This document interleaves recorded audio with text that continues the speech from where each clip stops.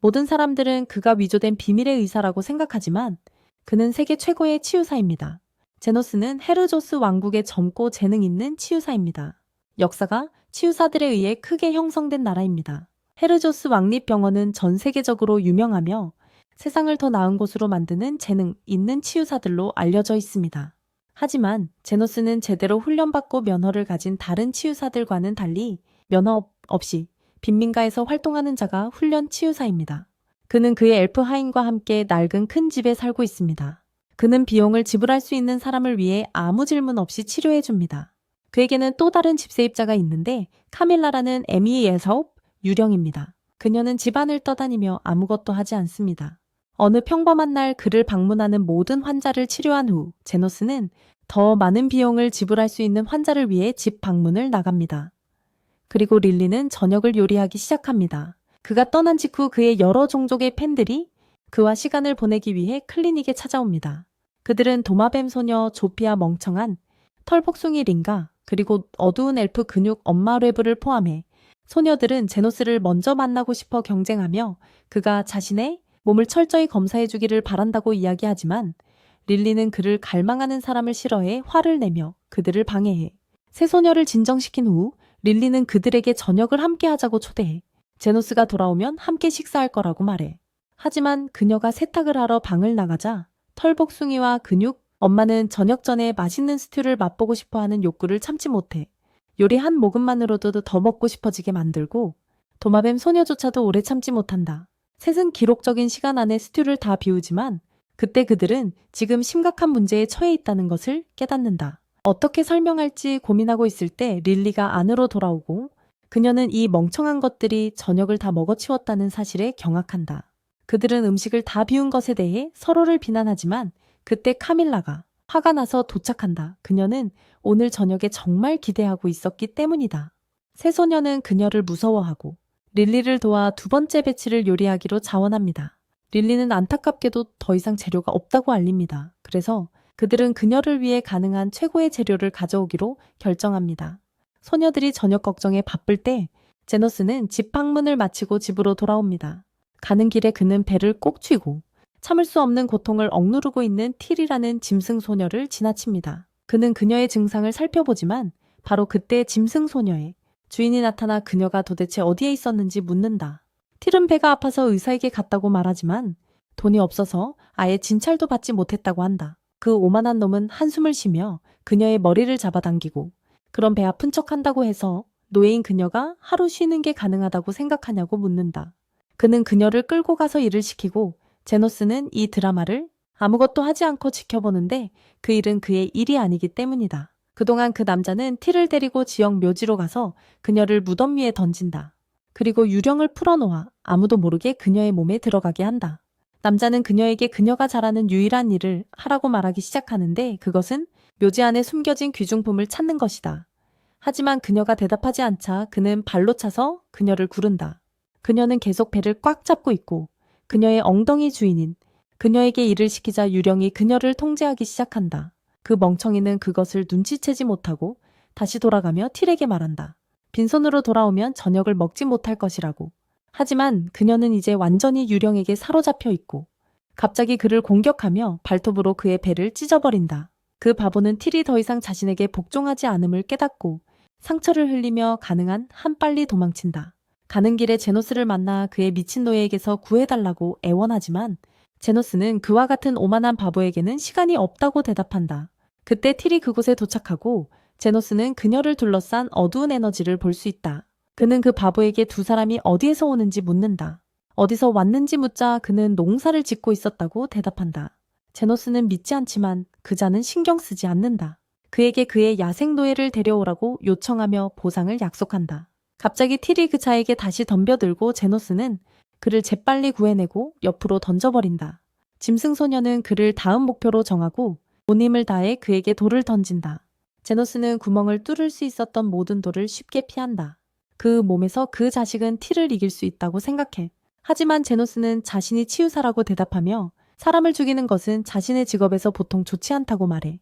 바로 그때 틸이 그들에게 큰 바위를 던져 제노스는 마법으로 덮인 주먹으로 그것을 부셔.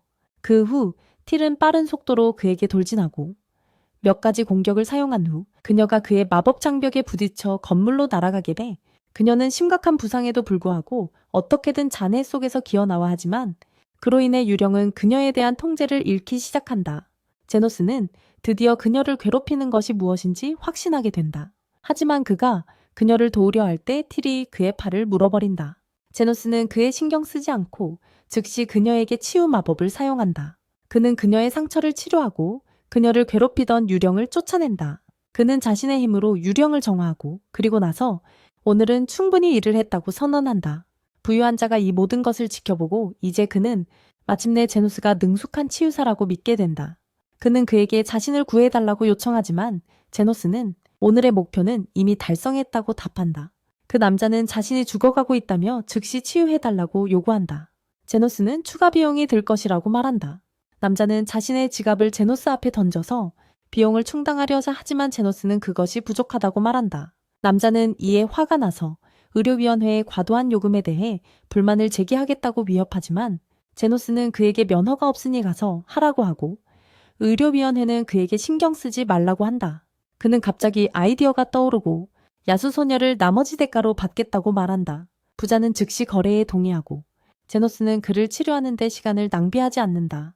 그 후 그는 의식을 잃은 야수소녀와 함께 그녀가 깨어날 때까지 기다리며 그녀의 복통이 다시 심해진다. 그녀는 제노스에게 그가 누구냐고 묻고 그는 그녀에게 보여준다. 그는 그녀의 새로운 주인이라는 문서를 보여줍니다. 그는 즉시 본론으로 들어가서 틸에게 옷을 벗으라고 말합니다. 확인할 것이 필요하다고 합니다. 틸은 새로운 주인이 변태라고 생각하며 당황합니다.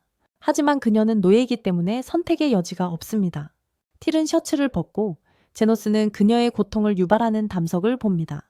그는 마치 닥터 하우스처럼 의료 용어를 사용하기 시작합니다. 그리고 그의 마법을 사용해 담석을 그녀의 몸에서 꺼냅니다. 틸은 바로 기분이 좋아지고 제노스에게 어떻게 그렇게 했는지 묻는다. 그는 마법을 써서 그녀를 열고 돌을 빼내고 다시 봉합했다고 대답한다. 그리고 단 1초 만에 끝냈다고 한다. 틸은 이게 정말 가능한 일인지 믿기지 않는다.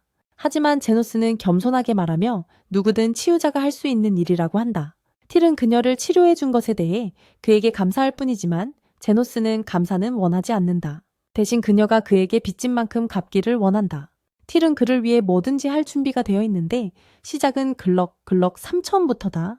하지만 제노스는 베타심프가 아니고 그녀에게 특별한 약초를 찾아오라고 말해. 틸은 실망하지만 그래도 그녀를 위해 그 특별한 약초를 찾아줘. 그리고 제노스는 이제 그녀가 자신의 값을 완전히 치른 것이라고 말해. 그가 농담하는 건지 진심인지 그녀는 이해하지 못해서 제노스는 그녀 없이는 이 약초들을 찾지 못했을 것이라고 말해. 그래서 그녀는 정말로 그에게 빚을 갚은 셈이고 이제 원하는 곳 어디든 자유롭게 갈 수 있어. 틸은 이 말을 믿지 못하지만 제노스는 노예를 찢어버려 계약서 그녀에게 이제 그녀의 삶을 소유하고 있다고 말합니다.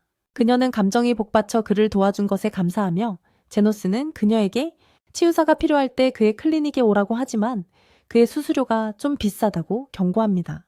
그렇게 그는 집으로 돌아가고 마침내 그의 3명의 심부름꾼이 저녁 재료를 가지고 돌아옵니다. 제노스는 그가 존경받는 골든 피닉스의 일원이었던 시절을 기억합니다. 그 팀은 왕국 전체에서 가장 강력한 모험 파티 중 하나가 되었습니다.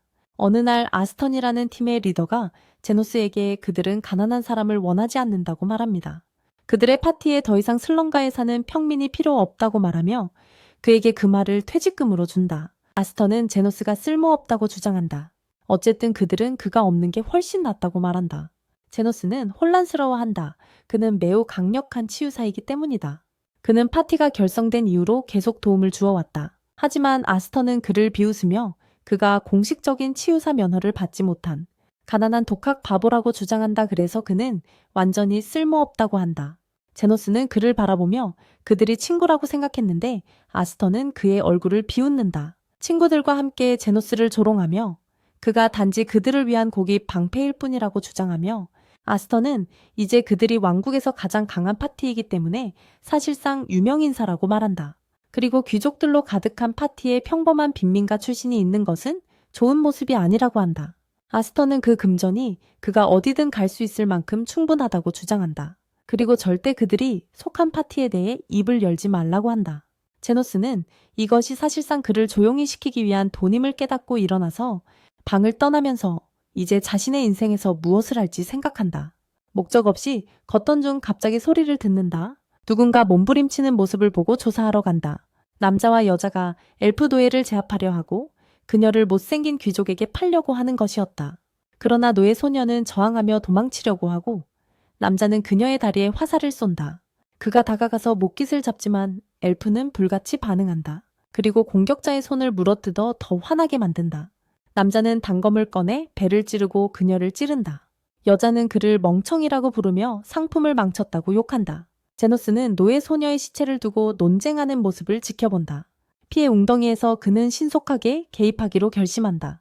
그는 노예 소녀를 대가로 금화를 제안하고 여자는 소녀가 이미 죽은 것과 다름없기 때문에 즉시 수락한다. 두 사람은 즉시 어둠 속으로 사라지고 제노스는 신속하게 그녀의 상처를 살펴보기 시작한다. 노예 소녀는 자신이 이미 죽었다고 생각하지만 제노스는 놀라운 치유사로서 쉽게 그녀를 완전한 건강으로 회복시킨다. 노예 소녀는 자신이 그렇게 될 줄 몰라 완전히 놀란다. 그녀는 아무것도 느끼지 못하고 제노스에게 도움을 주셔서 감사합니다. 그녀는 자신을 릴리라고 소개하고 제노스가 그녀를 위해 지불한 금화에 대해 걱정하기 시작한다. 제노스는 이를 깨닫고 그녀에게 전혀 걱정하지 말라고 말한다. 그것은 큰 문제가 아니었으니까. 실제로 그는 그런 바보 같은 사람에게서 동정의 돈을 받는 것에 별로 관심이 없었다. 릴리는 제노스가 세계적으로 유명한 치유사인지 묻지만 그는 대답한다. 그는 치유 면허도 없는 아무것도 아닌 사람이라고 한다. 그는 어디에 사냐고 묻지만 그녀는 배고프고 집이 없다고 답한다. 제노스는 그녀를 데려가기로 하고 작은 선술집으로 데려간다. 그곳에서 그녀에게 더 좋은 옷과 따뜻한 음식을 준다. 릴리는 배고파하며 먹을 것을 달라고 하고 제노스가 먹지 않겠냐고 묻자 그는 배고프지 않다고 답하는데 사실은 더 이상 먹을 돈이 없기 때문이다. 그는 어떻게 일자리를 구할지 고민하던 찰나 도마뱀 인간이 선술집에 들어와 물을 달라고 한다. 그는 의자에 앉아 피가 뚝뚝 떨어진다. 팔에서 총상으로 보이는 상처에서 피가 흐르고 있다. 제노스가 그에게 다가가 상처를 살펴보며 그냥 긁힌 정도라며 걱정할 필요가 없다고 주장한다. 도마뱀 남자는 제노스가 멍청하다고 생각하지만 제노스는 아무 말 없이 팔을 들어 치유 주문을 외우고 즉시 도마뱀 남자의 상처를 완전히 치유한다. 도마뱀 소녀는 충격을 받지만 동시에 기뻐하며 즉시 제노스에게 돈을 건네고 선술집을 떠난다. 제노스는 조금 혼란스러워하고 있습니다. 왜냐하면 이것이 그가 누군가를 치료하고 대가를 받은 첫 번째 일이기 때문입니다. 릴리는 치유사들이 치료에 대한 수수료를 받는 것이 상당히 정상적인 것 같다라고 주장합니다.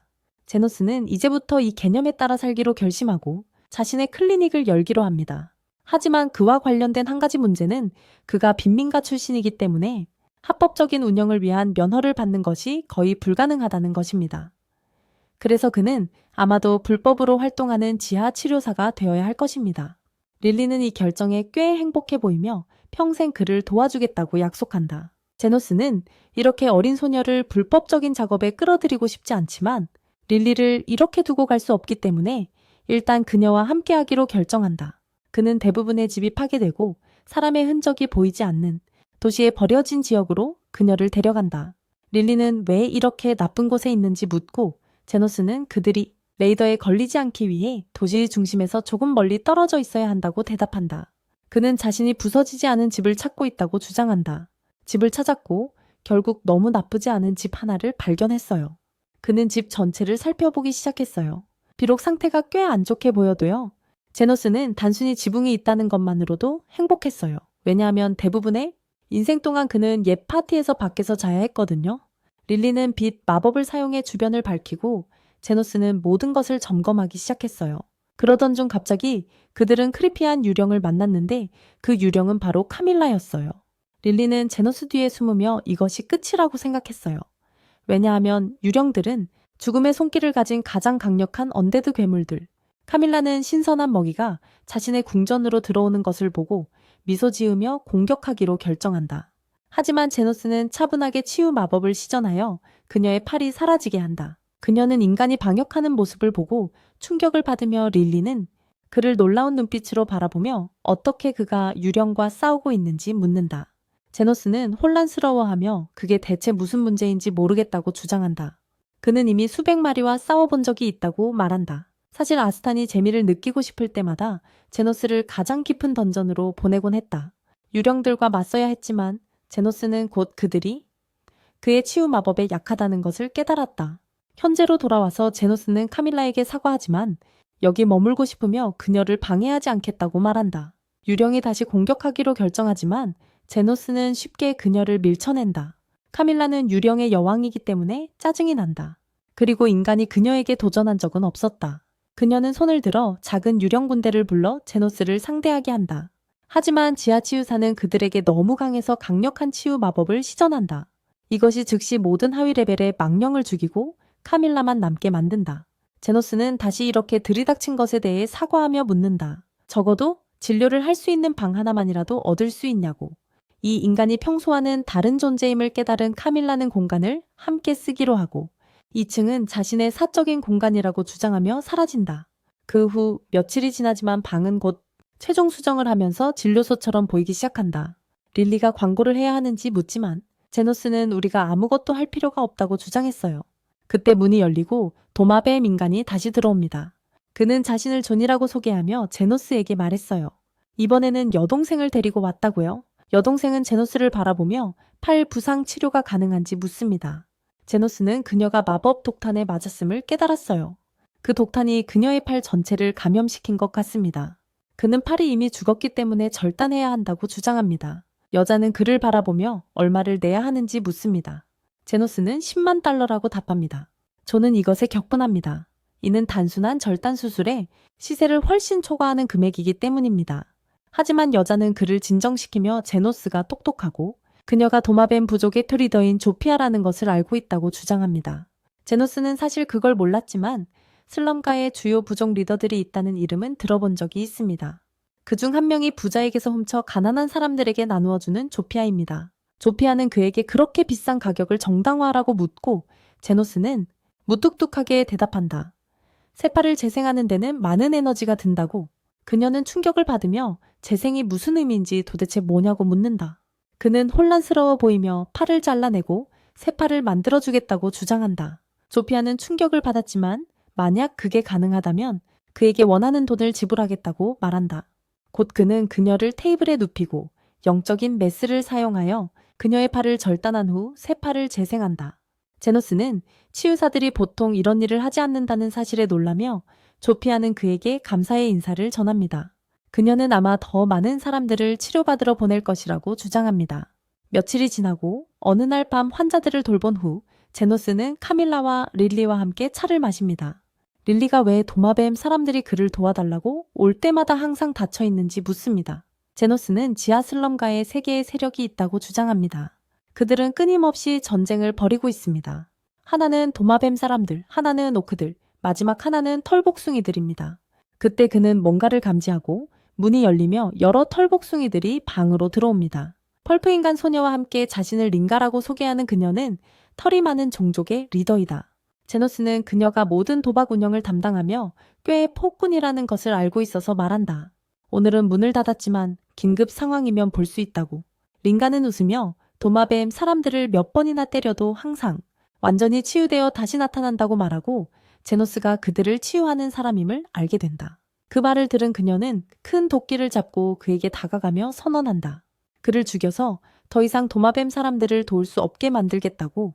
그 말과 함께 그녀는 돌진하지만 그의 주변 방패가 도끼를 산산조각 낸다. 모든 털복숭이들이 그를 공격하기 시작하지만 그에게는 아무런 효과가 없어서 그들은 그의 집을 망가뜨리기 시작한다.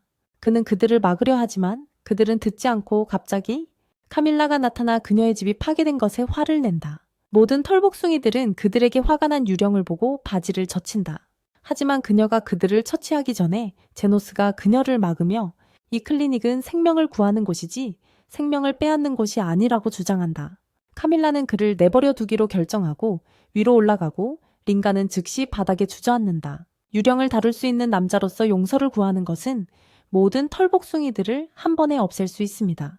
제노스는 그들에게 걱정하지 말라고 말하며 자신의 클리닉에 또 다른 고객들이 올 것임을 깨닫습니다. 그의 클리닉은 한동안 번창하고 있으며 그는 끊임없이 도마뱀과 털복숭이 세력의 환자들을 받고 있습니다. 그들 외에도 이제 한 오크가 도착했고 그는 제노스에게 그들의 리더인 위대한 로 여사가 아프다고 그녀를 살펴봐 달라고 합니다. 제노스는 그에게 여사를 클리닉으로 데려오라고 하지만 오크는 거부하며 로 여사가 움직일 수조차 없다고 주장합니다. 지금 이곳은 털복숭이들과 도마뱀 남자들이 끊임없이 돌아다니며 선물을 가져오고 구조물을 세우고 있어.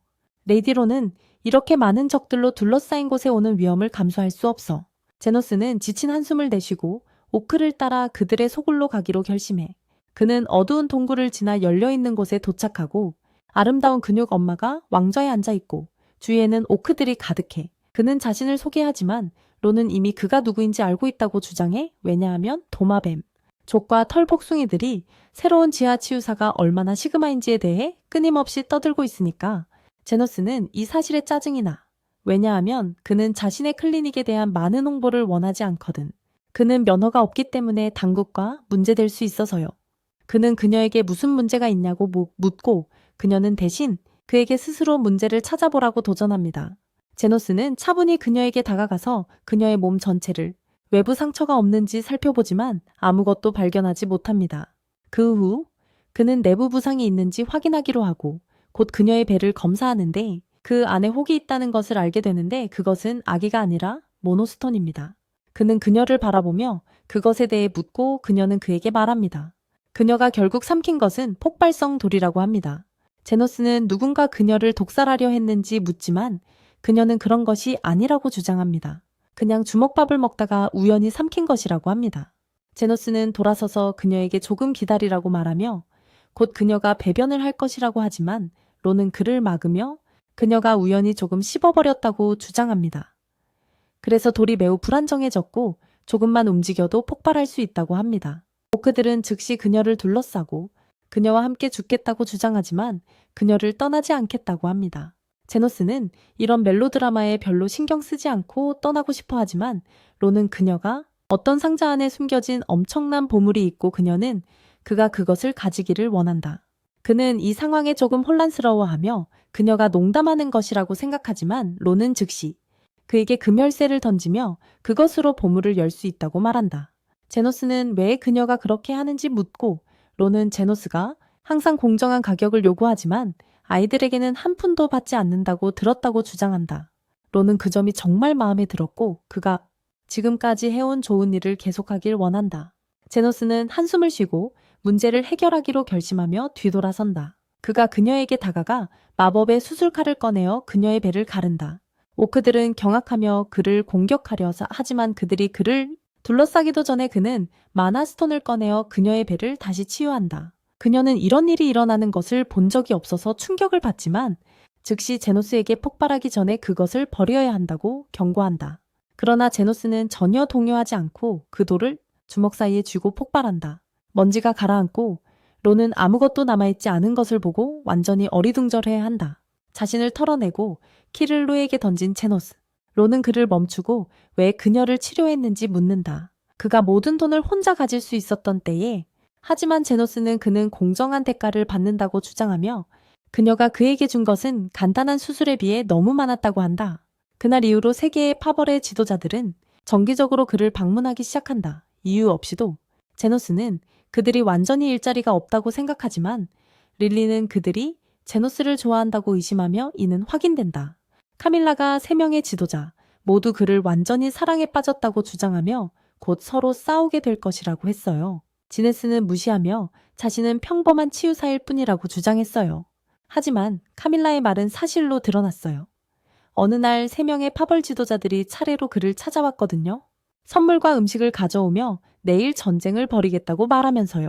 다음날 아침 3파벌 모두 병력을 이끌고 전장에 모였어요. 서로 이야기하며 누가 무조건적인 지하 세계의 왕인지 최종 결정을 내리기 위해 준비하고 있었어요. 하지만 싸움이 시작되기 전 지네스와 릴리가 경기장에 도착했어요. 그런데 그들은 싸움을 멈추지 않고 오히려 모두 한 번에 다 털어내라고 말했어요. 그 확신을 가지고 조피아는 단검을 꺼내어 첫 공격을 시도한다. 리가를 공격하지만 털복숭이는 빠르고 공격을 피한다. 오크가 전투에 합류하기로 결심하고 조피아에게 뛰어든다. 그러나 그녀는 공격을 피하고 물러난다. 이때 모든 지옥이 열리듯 각 진영이 서로를 베고 주먹질하며 치명적인 전투를 벌이고 각 진영의 리더들은 서로를 죽일 의도로 치명타를 주고받는다. 릴리는 이 모든 상황에 매우 불안해 보이지만 곧 이상한 전개가 일어난다. 그들은 하루 종일 싸우지만 이상하게도 아무도 죽지 않고 포기하지 않으며 모든 상처가 마법처럼 치유된다. 마침내 리더들은 제노스가 그들을 한 번에 모두 치유하고 있다는 것을 깨닫고 그는 그들이 얼마나 오래 싸우든 상관하지 않지만 그들은 그의 환자이므로 계속해서 치유할 것이라고 대답합니다. 이 시점에서 리더들은 실제로 얼마나 어리석은지를 깨닫고 웃기 시작합니다. 그들은 휴전을 결의하고 함께 평화롭게 저승을 다스리기로 결정합니다. 릴리는 이에 정말 행복해 보이고 제노스는 많은 사람을 한 번에 치유하는 것이 매우 힘든 일이기 때문에 그들에게 많은 돈을 청구할 것이라고 주장합니다. 며칠이 지나고 조피아와 그녀의 형이 치유를 받기 위해 다시 제노스의 클리닉을 방문합니다. 린가와 로도 그냥 편안히 앉아있고 제노스는 조피아에게 이번에는 어떻게 다쳤는지 묻는다. 조피아는 자신이 정말 부유한 귀족들을 선택해 그들에게서 훔친 후 슬럼가의 가난한 사람들에게 그 재산을 나누어주는 도둑이라고 주장한다. 어제 그녀가 그렇게 하던 중에 왕실 경비대와 싸움을 벌여 다쳤다고 한다. 그녀의 형은 자신의 경우는 달랐다고 주장하며 철의 장미라는 미친 여자가 그를 공공장소에서 붙잡고 진짜 미국인처럼 총을 쏘기 시작했다고 한다. 카밀라는 미소를 지으며 제노스에게 이 철의 장미가 곧 그를 방문할 것 같다고 말한다. 왜냐하면 그가 수년 만에 세계의 전쟁 중인 세력을 통합했기 때문에 귀족들이 그것을 위협으로 느낄 수 있기 때문이다. 제노스는 그런 것들과 상관하고 싶지 않다고 주장하며 릴리가 그들을 위해 준비한 잔치를 먹기 위해 앉습니다. 카르밀라의 말이 사실로 드러나고 철의 장미로 알려진 여자는 이미 슬럼가에 들어와 평화로운 모습을 보고 충격을 받습니다. 털복숭이들이 도마뱀 사람들과 카드놀이를 하고 오크들과 털복숭이들이 농담을 주고받으며 웃고 있습니다. 그녀는 조용히 앉아 맥주를 마시는 도마뱀 사람을 발견하고 그에게 다가가 슬럼가를 마지막으로 방문한 지 오래되었고 많은 것이 변한 것 같다고 말합니다. 도마뱀 남자는 그녀를 바라보며 이제 서로를 알게 되었으니 모두가 같다는 것을 깨달았기 때문에 싸울 이유가 없다고 주장합니다. 여자는 그에게 전쟁을 멈춘 중재자가 누구인지 묻지만 도마뱀 남자는 중재자가 낮은 프로필을 유지하는 것을 좋아한다고 주장하며 이름을 말하지 않는다. 이에 미친 여자는 그의 칼날을 잡고 그의 배에 총을 대며 쏘겠다고 위협한다. 하지만 그는 여전히 제노스를 포기하지 않으며 도움을 외친다. 다행히 소피아와 그녀의 형이 근처를 지나고 있어. 여자는 도망칠 수밖에 없다. 하지만 그녀는 소피아의 손 상처가 이미 치유된 것 같다는 것을 알아차린다. 그녀는 도시를 걸어 다니다가 늦은 밤 제노스의 클리닉에 우연히 들어간다.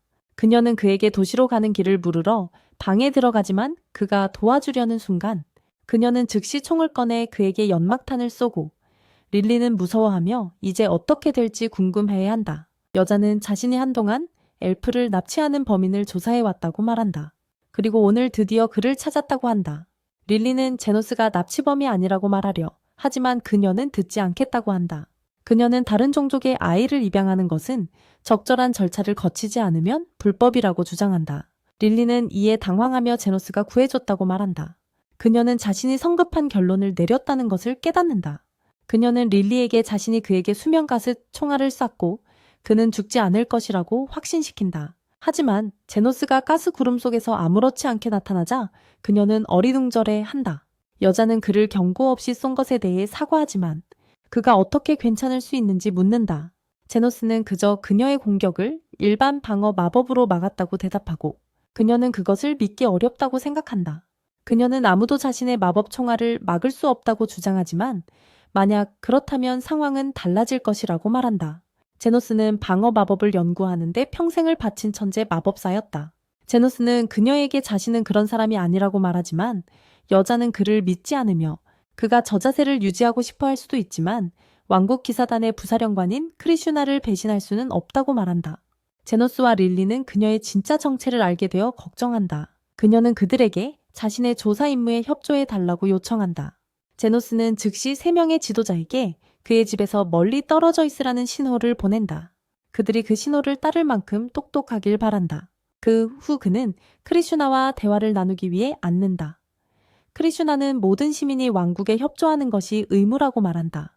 기사들이고 그녀는 3종족 간의 수십 년간의 적대감을 끝낸 사람을 체포하는데 그의 도움이 필요하다고 말합니다. 제노스는 미친 여자가 자신을 체포하러 왔다는 것을 깨닫고 당황하지만 크리슈나는 계속해서 소리칩니다. 삼종족을 통제할 수 있는 사람은 정말 강력해야 하며 그런 사람이 자유롭게 돌아다니는 것을 허락할 수 없다고 말합니다. 그녀는 빈민가 주민들에게 그의 정체성에 대해 물어보려 했다고 설명하며 그로 인해 그림자 뒤에 있는 남자가 사람들을 조종하는 데 뛰어난 악당이라는 것을 더욱 확신하게 됩니다. 제노스는 그녀에게 그녀가 찾고 있는 사람이 단순히 낮은 프로필을 유지하고 싶어 할 수도 있다고 설득하려고 하지만 크리슈나는 그를 믿지 않으며 삼종족을 통합할 수 있는 사람은 곧 나라 전체에 위협이 될 수 있다고 말합니다. 제노스는 이미 너무 늦었으니 그녀는 집으로 돌아가야 해. 그는 그녀에게 도시로 가는 길을 보여주겠다고 제안하지만 그녀가 떠날 준비를 하고 있을 때 크리쉬는 구석에 있는 빈 침대를 발견한다. 제노스는 그 침대는 더 이상 사용되지 않아서 버리려고 했다고 말한다. 그러자 그녀는 즉시 이제부터 그 침대를 사용하겠다고 말한다. 제노스는 혼란스러워하고 크리쉬는 그녀가 슬럼가 근처에 작업기지를 가져야 한다고 말한다. 그래야 그녀의 목표를 찾을 수 있으니 그래서 당분간 여기 머물겠다고 한다. 그녀는 제노스에게 걱정할 필요 없다고 말하며 자신이 임대료를 낼 것이라고 한다.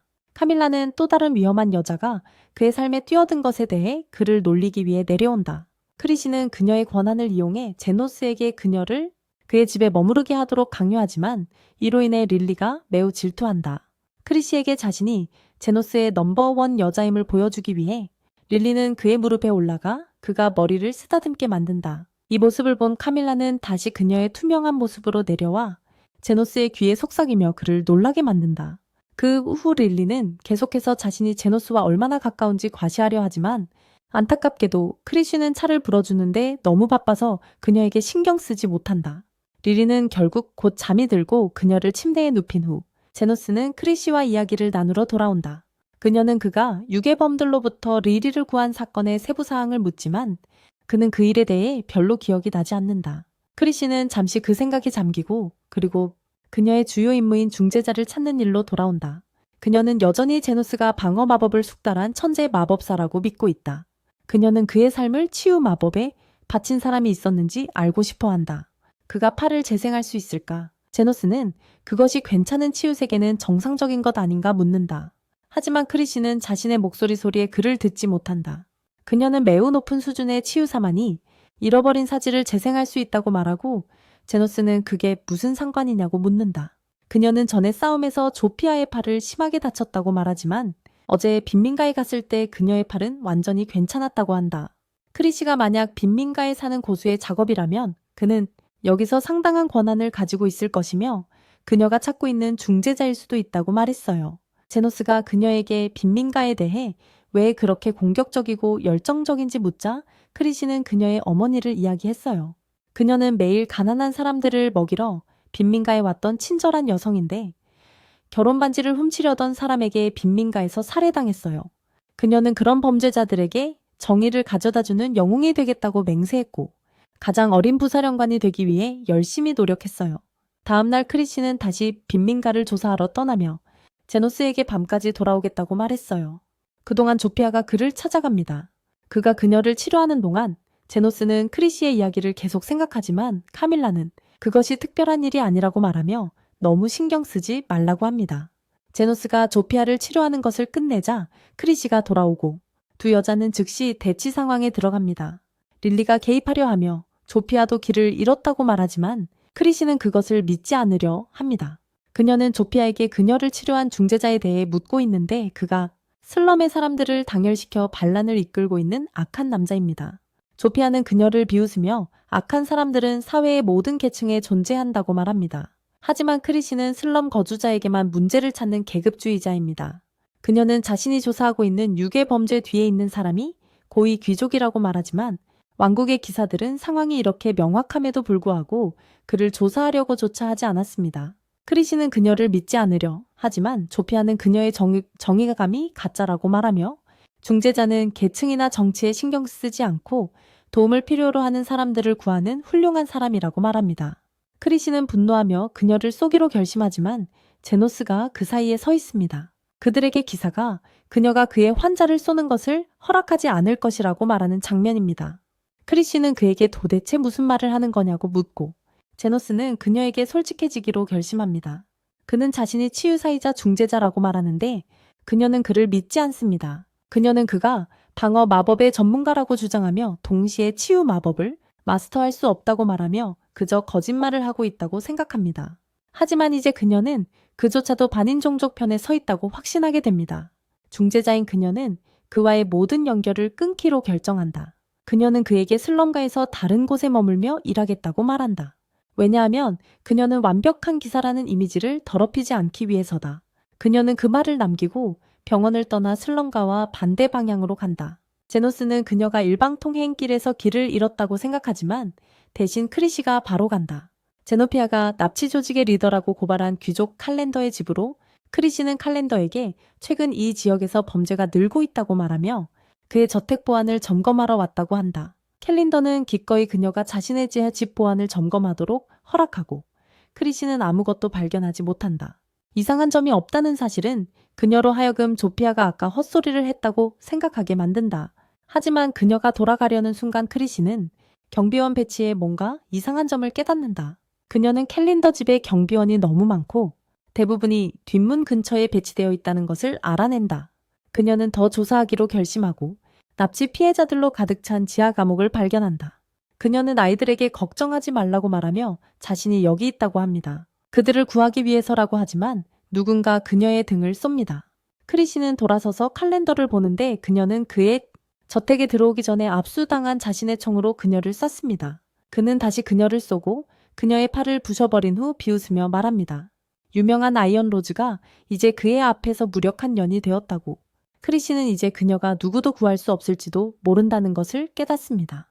하지만 다행히 조피아가 제노스를 제때 그곳으로 이끕니다. 칼렌더는 시간을 낭비하지 않고 그를 쏘지만 제노스는 모든 것을 쉽게 막아낸다. 이것은 뚱뚱한 놈을 겁먹게 하고 그는 두 번째 총을 뽑으려다 허공에 걸려 넘어진다. 제노스는 그것을 주워 그를 겨누고 칼렌더는 자비를 구한다. 그는 제노스에게 귀족이 자신에게 사과하고 있다는 것에 감사해야 한다고 말한다. 제노스는 단지 한숨을 쉬고 재활용할 수 없는 쓰레기를 쏜다. 그를 죽이지는 않지만 오랫동안 기절하게 만든다. 그는 이제 죽음이 다가오고 있음을 받아들인 크리시에게 돌아선다.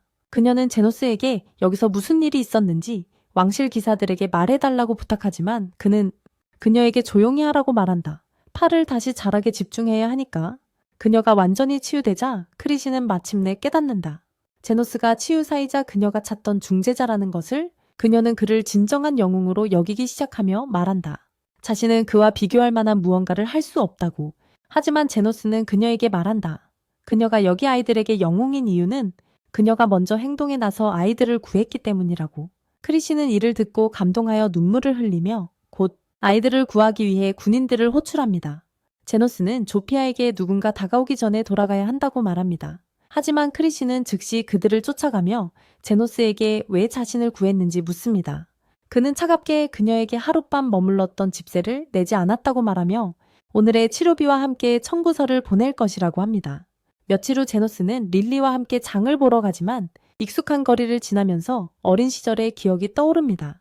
그는 빈민가의 외로운 고아였어요. 그러던 어느 날 모험가인 에스턴이 그를 고용하러 왔어요.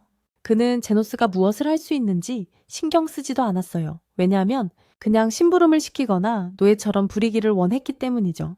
제노스는 에스턴에게 자신이 치유 마법을 할 수 있다고 말했지만 그는 그 말을 웃으며 넘겼어요. 왜냐하면 가난한 빈민가 출신 고아가 그런 교육을 받을 수 없다고 생각했기 때문이죠.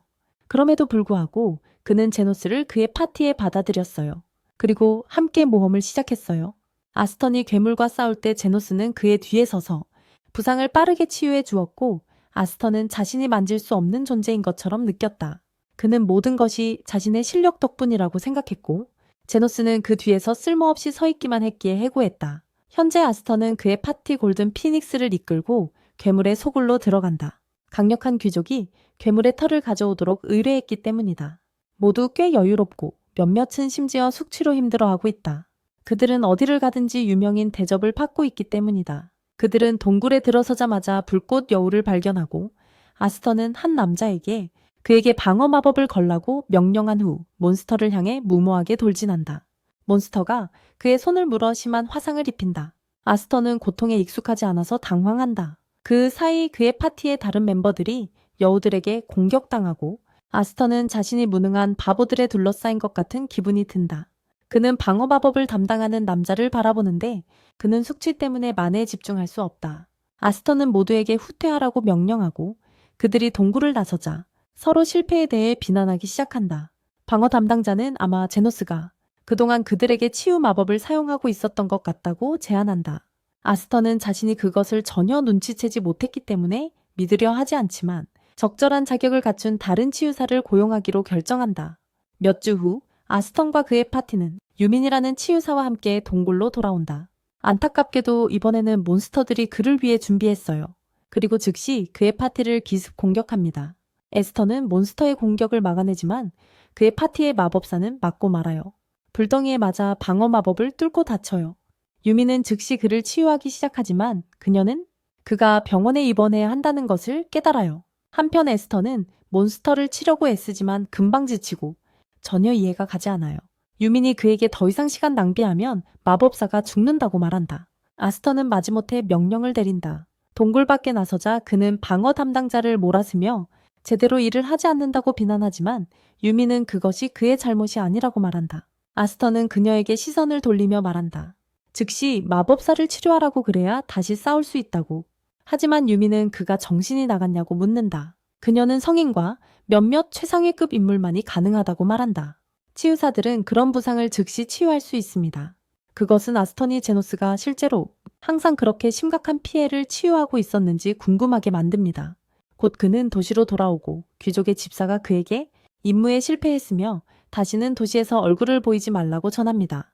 아스터는 당황하며 또 다른 기회를 요청하고 실패를 제노스에게 돌립니다. 집사는 그가 요청한 기회를 주고 아스터는 제노스를 다시 고용하기로 결정하여 그의 재능을 다시 활용하고 명성을 얻기로 합니다.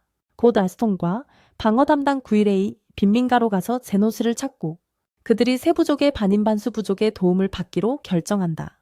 그들은 먼저 도마뱀인 부족에 가서 에이스톤이 소피아에게 말한다. 그는 2달 전에 빈민가에 온 치유사 제노스를 찾고 있다고 한다. 그 말을 듣고 소피아는 웃음을 멈추지 못하며 말한다. 그리고 에이스톤은 제노처럼 능숙한 사람을 해고할 만큼 멍청해 보인다고 한다. 빨간 머리에 그는 기분이 상해 칼을 뽑으려 하지만 도마뱀 전사들에 둘러싸인 것을 깨닫고 물러선다.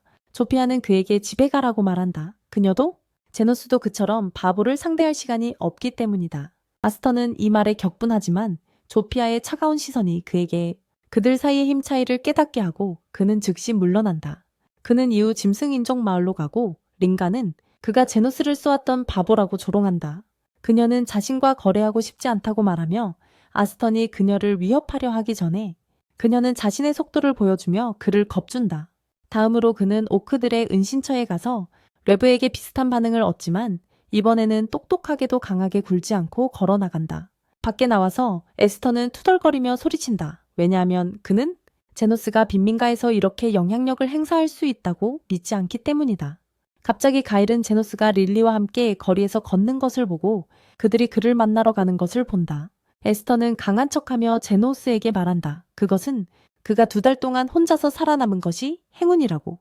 제노스는 그와 이야기할 시간이 없다고 말하며 길을 떠납니다. 하지만 그것이 에스터를 좌절하게 만들어서 그는 여기 온 이유는 그가 파티에 다시 합류하게 하려고 왔다고 소리칩니다. 제노스는 차갑게 거절하며 에스터에게 아무도 보수가 없고 끔찍한 근무 조건의 일을 받아주지 않을 것이라고 말합니다. 빨간 머리 사람은 모욕당했다고 느끼며 이렇게 유명한 파티의 일원이 될 수 있다는 것에 감사해야 한다고 말합니다.